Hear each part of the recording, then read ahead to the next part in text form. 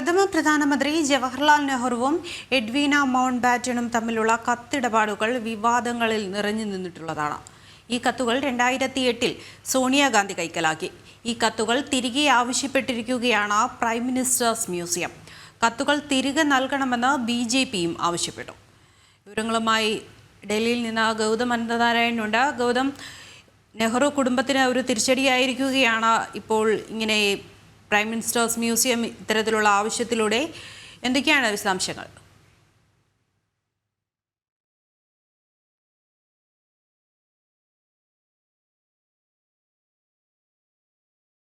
Jawaharlal നെഹ്റുവും Edwina mount ബാറ്റനും തമ്മിലുള്ള കത്തുകളാണ് ഇപ്പോൾ വിവാദങ്ങളിൽ നിറഞ്ഞിരിക്കുന്നത്. ഈ കത്തുകൾ 2008 സോണിയാഗാന്ധി കൈക്കലാക്കിയിരിക്കുന്നത്. ഈ കത്താണ് ഇപ്പോൾ പ്രൈം മിനിസ്റ്റേഴ്സ് മ്യൂസിയം ഇപ്പോൾ തിരികെ ആവശ്യപ്പെട്ടിരിക്കുന്നത്. ഈ കത്തുകൾ തിരികെ നൽകണമെന്നാണ് ഇപ്പോൾ BJPയും ആവശ്യപ്പെട്ടിരിക്കുന്നത്. ഗൗതം, ഇത് ഈ പ്രൈം മിനിസ്റ്റേഴ്സ് മ്യൂസിയത്തിൻ്റെ ഇത്തരത്തിലുള്ള ഒരു ആവശ്യം നെഹ്റു കുടുംബത്തിന് ഒരു തിരിച്ചടിയായിരിക്കുകയാണല്ലോ. എന്തൊക്കെയാണ് വിശദാംശങ്ങൾ?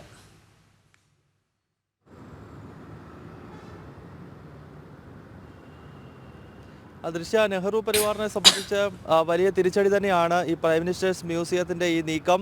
2008 ഈ നെഹ്റുവിൻ്റെ കത്തുകൾ സോണിയാഗാന്ധി, അന്ന് അധികാരത്തിലിരിക്കുന്ന UPA സർക്കാരിൻ്റെ ചെയർപേഴ്സണാണ് സോണിയ. അങ്ങനെ അധികാരം ഉപയോഗപ്പെടുത്തിക്കൊണ്ട് മ്യൂസിയത്തിൽ നിന്നും ഈ നെഹ്റുവിൻ്റെ കത്തുകൾ സോണിയാഗാന്ധി മുഖ്യധാരയിൽ നിന്നും മാറ്റിവെക്കുകയായിരുന്നു.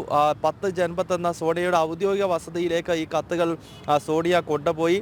ഇപ്പോൾ prime ministers museum and library ഔദ്യോഗികമായി തന്നെ രാഹുൽ ഗാന്ധിക്ക് കഴിഞ്ഞ ദിവസം കത്ത് നൽകി. ഈ കത്തിൽ ആവശ്യപ്പെടുന്നത് ഒന്നെങ്കിൽ ഈ സോണിയാഗാന്ധി കൈക്കലാക്കിയിട്ടുള്ള കത്തുകളുടെ യഥാർത്ഥ കത്തുകൾ അത് ഒന്നെങ്കിൽ പ്രൈം മിനിസ്റ്റേഴ്സ് മ്യൂസിയത്തിന് തിരികെ നൽകണം, അതല്ലെങ്കിൽ ഈ കത്തുകളുടെ ഫോട്ടോ കോപ്പിയെങ്കിലും തിരികെ ഏൽപ്പിക്കണം എന്ന ആവശ്യമാണ് പ്രൈം മിനിസ്റ്റേഴ്സ് മ്യൂസിയം ഇപ്പോൾ മുന്നോട്ട് വെച്ചിരിക്കുന്നത്. ഇന്നലെ ഭരണഘടനയുമായി ബന്ധപ്പെട്ടുള്ള ചർച്ച രാജ്യസഭയിൽ പുരോഗമിക്കുമ്പോൾ BJP ഇതേ ആവശ്യം മുന്നോട്ട് വെച്ചു. കാരണം ഇതിൽ മറച്ചു പിടിക്കാൻ മറ്റൊന്നുമില്ലെങ്കിൽ പിന്നെ എന്തിനാണ് ഈ കത്തുകൾ ഒളിപ്പിച്ചു വച്ചിരിക്കുന്നത് എന്ന ചോദ്യമാണ് BJPയുടെ പാർലമെന്റ് അംഗങ്ങൾ ഇന്നലെ ഉന്നയിച്ചത്. അതിനാൽ നെഹ്റു കുടുംബത്തെ സംബന്ധിച്ചിടത്തോളം ഇത് വലിയൊരു തിരിച്ചടിയാണ്.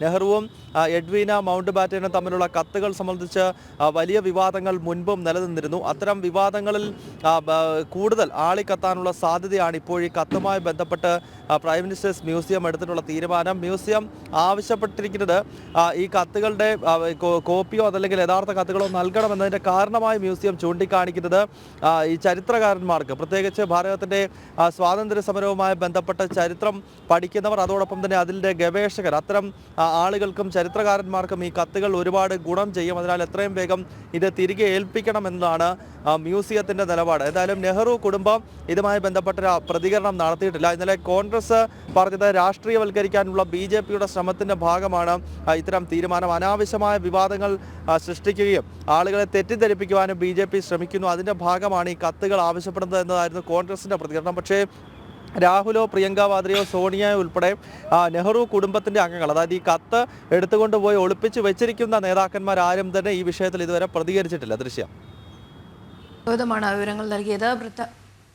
ജവഹർലാൽ നെഹ്റുവും എഡ്വീന മൗണ്ട് ബാറ്റനും തമ്മിലുള്ള കത്തുകൾ തിരികെ നൽകണമെന്നാണ് ഇപ്പോൾ പ്രൈം മിനിസ്റ്റേഴ്സ് മ്യൂസിയം നെഹ്റു കുടുംബത്തിനോട് ആവശ്യപ്പെട്ടിരിക്കുന്നത്.